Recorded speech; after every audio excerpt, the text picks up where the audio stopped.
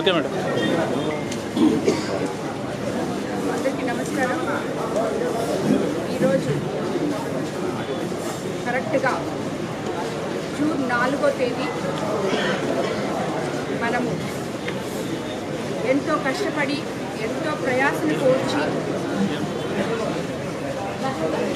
చంద్రబాబు నాయుడు గారిని ముఖ్యమంత్రిగా చేసుకోవడానికి ఎంతో తపన పడిన, ఆయనకు అండగా నిలిచిన తెలుగుదేశం నాయకులకు, కార్యకర్తలకు ఈరోజు మనం ముందుగా ధన్యవాదాలు తెలుపుకోవాలి.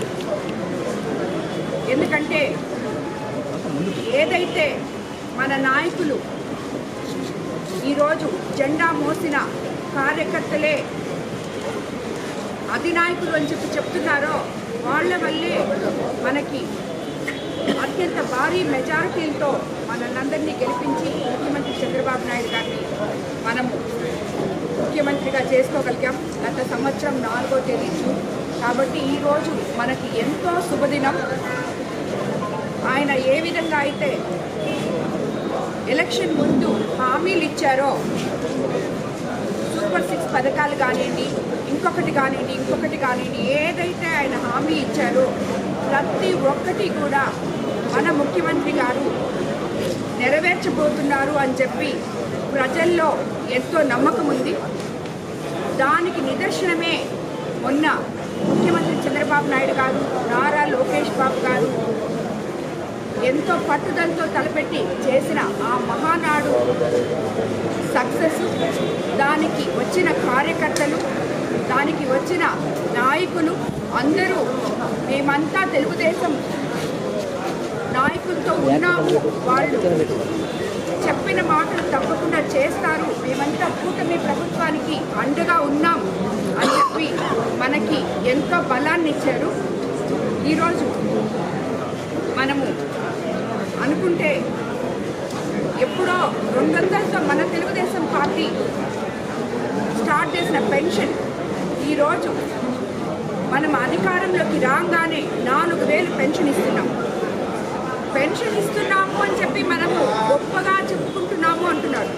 ఖచ్చితంగా గొప్పగా చెప్పుకోవాలి. ఎందుకంటే ఒక 1000 రూపాయలు పెంచడానికి గత ప్రభుత్వంలో 5 సంవత్సరాలు పడితే ఒకటే ఒక మాటతో అధికారంలోకి రాగానే మొదటి నెలలోనే అంతకు ముందు నెలది కూడా కలిపి 7,000గా మనం ఏ మాట అయితే చెప్పామో ప్రతి ఒక్కరికి 1వ తేదీ పొద్దున 10 గంటలకల్లా మొత్తం అందరికీ ఎమ్మెల్యేలు ఇంటికెళ్ళి వాళ్ళకి పెన్షన్ ఇచ్చి వాళ్ళ ముఖాల్లో ఆనందం చూసి, అదేవిధంగా ఆ ఊర్లో ఈ రోజుకి 12 నెలలు మనము పెన్షన్ ఇచ్చి పూర్తయింది. ఈ 12 నెలలు కూడా ఒక్కొక్క గ్రామానికి వెళ్ళి, ఈ గ్రామానికి వెళ్ళి ఇంకొక గ్రామానికి వెళ్ళట్లేదు, ఒక వార్డుకి వెళ్తే ఇంకొక వార్డుకి వెళ్ళట్లేదు, ప్రతి దగ్గరికి వెళ్ళి నాయకులు, అధికారులు, ప్రజలు అందరూ కలిపి ఇంటరాక్ట్ అయ్యి వాళ్ళకి ఆ ప్లేస్లో ఉన్న సమస్యలు ఏమైతే ఉన్నాయో అవన్నీ మనం నెరవేర్చగలుగుతున్నాం. ఈరోజు మనం ప్రజల్లోకి వెళ్ళగలుగుతున్నాం. 12 నెలల నుంచి మేము నిత్యము ఈ పెన్షన్ కోసం ప్రతి దగ్గరికి వెళ్ళాము, వాళ్ళ సమస్యలు తీర్చుకున్నాము, తెలుసుకున్నాము, అవి ఇమీడియట్గా తీర్చడం కూడా జరిగింది. అదేవిధంగా దివ్యాంగులకి మనము 6,000, 10,000, డిసేబుల్ వాళ్ళకి 10,000 ఇలాగ పెన్షన్లు ఇచ్చాము.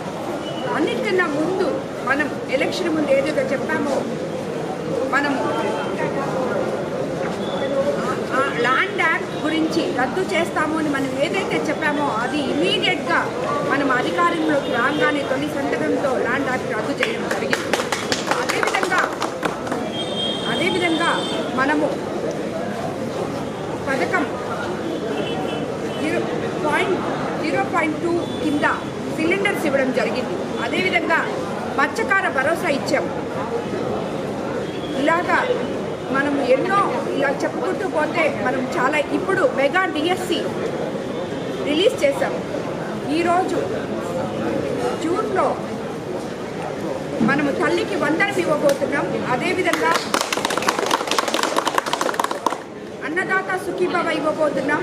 ఆగస్టు 15వ తేదీ నుంచి మహిళలకు ఉచిత బస్సులు ఇవ్వబోతున్నాం. ఇవన్నీ కూడా ముఖ్యమంత్రి గారు అస్తవ్యస్తంగా ఉన్న వ్యవస్థని సక్రమైన దారిలో పెడుతూ సంక్షేమము అభివృద్ధి రెండు కళ్ళుగా చూస్తూ ముందుకు తీసుకెళ్తున్నారు. అదేవిధంగా లోకేష్ బాబుకి వస్తే మనము విద్యా విధాన్ని ఉన్నత ప్రమాణాల్లో ముందుకు తీసుకెళ్ళగలుగుతున్నాం. రాబోయే ఈ జూన్ నుంచి మనము ఎక్కడైతే లోపాలు ఉన్నాయో ఆ స్కూల్స్ అన్ని హై స్కూల్స్గా మార్చి ఎడ్యుకేషన్ సిస్టమ్ని సక్రమమైన గాడిలో పెట్టి ప్రతి పేదవాడికి విద్య అందే విధంగా మనము ఈరోజు చూసుకుంటున్నాం.